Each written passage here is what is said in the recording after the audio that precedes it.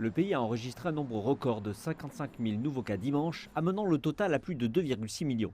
La plupart de l'Angleterre est déjà sous le poids des plus dures restrictions sur un système à 4 niveaux. Et cela alors que le pays va commencer à déployer le vaccin Oxford AstraZeneca à compter de lundi. Et c'est de ce vaccin dont dépend le gouvernement britannique pour limiter la seconde vague d'infection à la Covid. Les vaccinations ont débuté lundi et le pays en a déjà commandé 100 millions de doses. Nous espérons vraiment que nous aurons la capacité de vacciner des dizaines de millions de personnes au cours des 3 prochains mois. C'est véritablement ce que je pense. À 3 $ la dose, le vaccin Oxford AstraZeneca est bon marché et facile à conserver. Il peut être placé à la température d'un frigidaire. Le gouvernement a décidé de fournir une dose au plus de personnes possible, tandis que les gens patienteront pour obtenir la seconde injection. Un choix critiqué par certains médecins.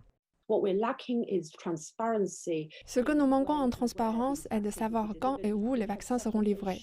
Nous avons souffert d'un désordre de vaccins promis, puis annulés. Nous avons arrangé les premières doses, puis annulé les secondes. Il y a également une confusion quant à la réouverture des écoles. Les écoles secondaires restent fermées pendant 2 semaines supplémentaires. Vendredi, le gouvernement a décidé que les écoles primaires de Londres devraient également rester fermées. Mais les enseignants anglais veulent que toutes les écoles soient fermées jusqu'à ce qu'il soit prouvé qu'elles peuvent être rouvertes en toute sécurité. Le Premier ministre a dit « Ne vous inquiétez pas ». Les écoles sont sûres, il est très important de le souligner.